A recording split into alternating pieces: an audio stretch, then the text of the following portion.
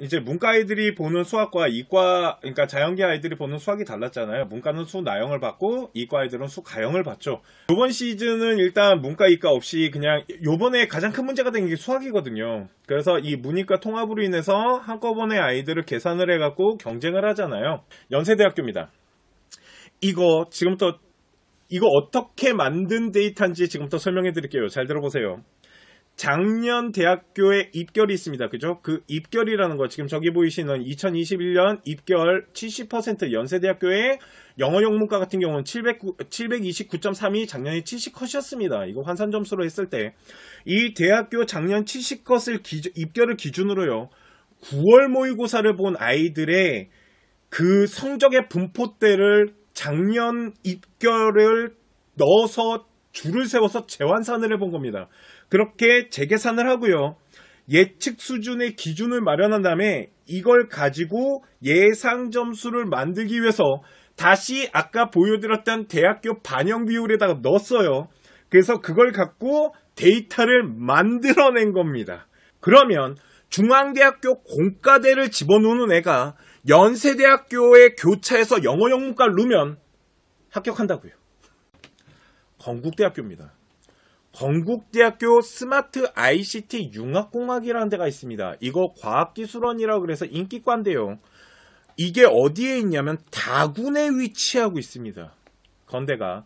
그런데 건대 작년 ICT 점수가요. 중앙대학교 가나군보다 점수가 좀 높게 형성된 과들이 있었어요. 그 중에 하나가 스마트 ICT였는데 스마트 ICT를 가지고 엄매 미적을 합격한 아이들의 점수를 환산을 해봤더니요. 700.83이 나옵니다. 이 700.83 아이가 연세대학교로 교차하면 보이십니까? 경영학과도 한번 던져볼 필요 있고요. 다른 학과들은 완전히 점수가 조금 남을 수도 있겠죠.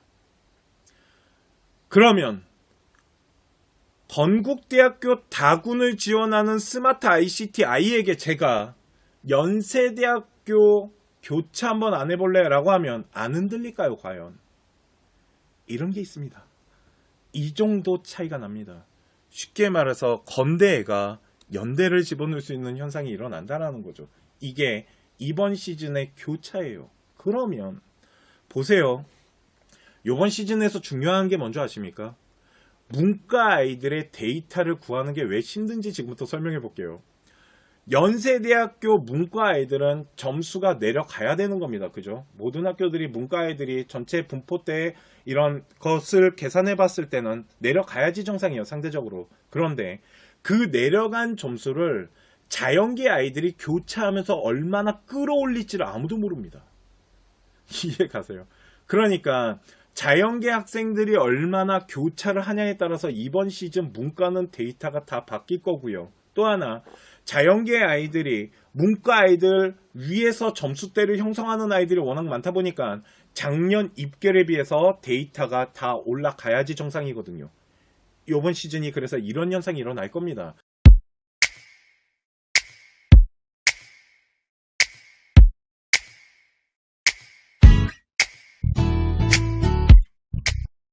이번 시즌이 그래서 이런 현상이 일어날 겁니다. 자연계는 입결이 올라갈 거고요. 문과는 내려가는 입결을 자연계 애들이 얼마나 끌어당길지가 이번에 가장 계산하는데 어려움이 있는 거예요. 그리고 또 하나가 있습니다. 그게 뭐냐면 이제 그런 얘기를 합니다. 교차 내가 전자공학 할 건데 난 경영 안 넣을 건데요 라고 하잖아요. 이게 대학교 상위 레벨은 어떻게 될지 모릅니다. 대신 대학 레벨이 이제 좀 낮아지잖아요. 대학 레벨이 약간 낮아지면 교차가 상위권 대학만큼 많이 일어나진 않습니다. 또 예를 들어서 이런 거죠. 우리 아이가 이제 뭐 3대 여대를 가요. 서울여대나 이런 데 가는데 국민대학교 문과를 갈래? 서울여대 자연계를 갈래? 하면 취업 때문에 저는 그냥 자연계 갈래요 라고 하는 아이들도 있겠죠. 그런데 건대 가는 아이 스마트 ICT를 연세대학교라고 말하면 이건 흔들린다라는 겁니다. 그래서 상위권 대학일수록 교차에 대한 부분이 분명 열릴 거고요. 좀 대학 레벨이 낮아지면 낮아질수록 교차하는 비율은 그만큼 내려갈 것 같습니다. 이런 부분들도 이번 시즌의 변수고요. 마지막으로 하나 더 말해드리면 이제 대학교는 융합적 아이들의 인재를 형성하다 보니까 문이과에 대한 벽을 되게 많이 무너뜨리고 있다는 것도 또 하나의 변수가 되고 있다는 거죠.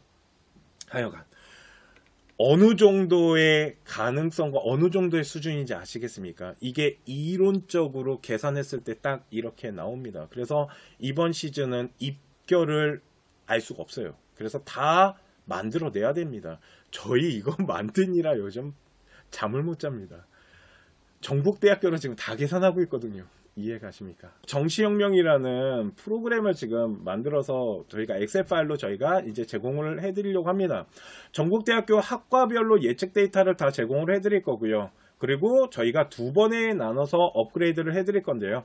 11월 24일 날 1차 데이터를 제공해 드리겠습니다. 11월 24일 날 제공해 드리는 데이터는 가채점을 가지고 아이들의 데이터 분포대를 구성해 가지고 그걸 갖고 예측 데이터를 만든 거고요. 11월 20일 날 다시 한번 제공을 해 드리는 이유는 그때는 수능 데이터가 다 나왔기 때문에 그걸 갖고 더 정확한 데이터를 제공해 드리는데 1차 데이터를 제공해 드리는 이유는 어느 정도 대학 라인에 구성을 해 놓고 기다려야 되기 때문에 그걸 찾기 위해서, 그리고 또 하나는 납치당하는 부분에 대해서 우리 아이가 과연 논술을 보러 가야 할지 이런 것들을 좀 계산할 수 있게끔 납치 부분 때문에 좀 1차 데이터를 구성해서 보여드리는 거고, 최종 데이터는 2차 데이터 12월 20일 날 저희가 또 한번 오픈을 해드릴 겁니다.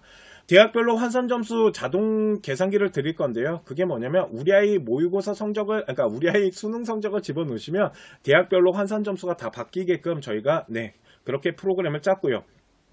자연계 학생이 인문계로 어느 정도 교차가 가능한지도 찾아낼 수 있겠죠. 왜? 예측 데이터를 드릴 건데 그 예측 데이터를 도전, 적정, 안정 이렇게 세 개로 구분해서 드릴 거거든요. 그렇기 때문에 우리 아이가 만일 도전권으로 인문계, 그러니까 자연계 아이가 대학 레벨을 높였을 때 문과로 교차했을 때 어디까지 가능한지도 계산이 되겠죠. 마지막으로 블라인드 경쟁률이라는 게 있습니다. 정시는 생각보다 경쟁률이 엄청나게 중요합니다. 그죠? 그렇기 때문에 블라인드라는 게 뭐냐면요. 만일 우리 아이 이제 접수를 하시잖아요. 접수 마지막 날 6시가 마감이라면 대학교는 6시까지 경쟁률을 보여주지 않습니다. 1시에서 2시 정도 되면 블라인드라는 걸 치는데 그 블라인드 경쟁률 블라인드에다가 입력하시면요. 그 옆에 저희가 예측한 데이터가 변화가 있을 수 있습니다. 왜 그러냐면 경쟁률에 워낙 정시는 민감하게 점수가 움직이다 보니까 그 블라인드 경쟁률까지도 저희가 좀 예측할 수 있게끔 계산을 했습니다. 2021년 11월 24일 날 컨쇼 홈페이지에서 다운로드 받으실 수 있고요. www.conshow.co.kr로 들어오셔서 나중에 다운로드 받아서 이용하시면 될 것 같습니다.